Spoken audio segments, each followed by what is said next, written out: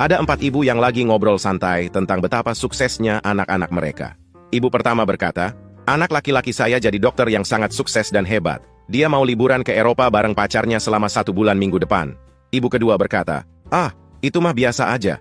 Anak laki-laki saya jadi pengacara sukses dan baru aja beliin Rolls Royce baru buat pacarnya. Ibu ketiga berkata, itu masih belum apa-apa. Anak laki-laki saya jadi bankir. Dia baru aja beliin rumah mewah buat pacarnya dan ngebiarin pacarnya untuk milih semua perabotan tanpa batas. Kemudian mereka menatap ke ibu terakhir dengan harapan.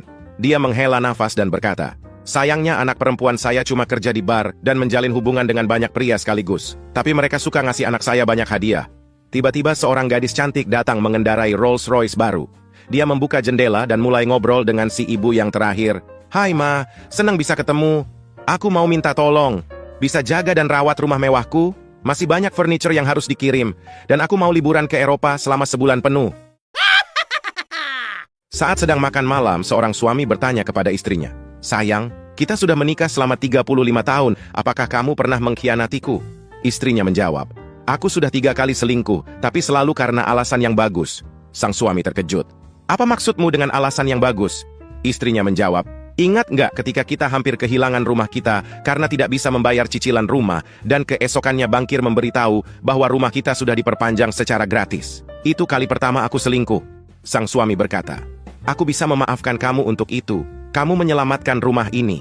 Tapi bagaimana dengan yang kedua? Istrinya menjawab, ingat ketika kita tidak mampu membayar biaya operasi jantungmu. Aku terpaksa tidur dengan dokter bedah jantungmu sehingga kita mendapatkan operasi gratis. Sang suami berkata, aku bisa memaafkanmu untuk itu, juga karena kamu melakukannya untuk menyelamatkan hidupku. Lalu yang ketiga, istrinya menjawab, apakah kamu ingat saat kamu mencalonkan diri sebagai presiden klub golfmu dan kamu kurang 63 suara lagi? Seorang dokter membuka klinik dengan tanda iklan bertuliskan, jika Anda sembuh, maka bayar 100.000. Kalau tidak sembuh, kami yang akan membayar Anda 1 juta. Seorang pria datang ingin mencoba. Lalu dokter bertanya kepadanya, ada masalah apa? Pria itu menjawab, saya kehilangan indera perasa. Kemudian dokter itu menyuruh perawat mengambil obat dari kotak 25 dan menaruh 3 tetes ke dalam mulut pria tersebut. Pria itu berseru, apa ini? Apakah ini air kencing?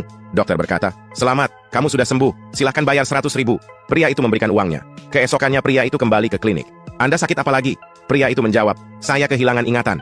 Lalu dokter itu menyuruh perawat untuk mengambil obat dari kotak 25. Pria itu berkata, bukannya itu air kencing yang kemarin? Dokter berkata, selamat, kamu telah sembuh dari amnesiamu, silahkan bayar 100.000.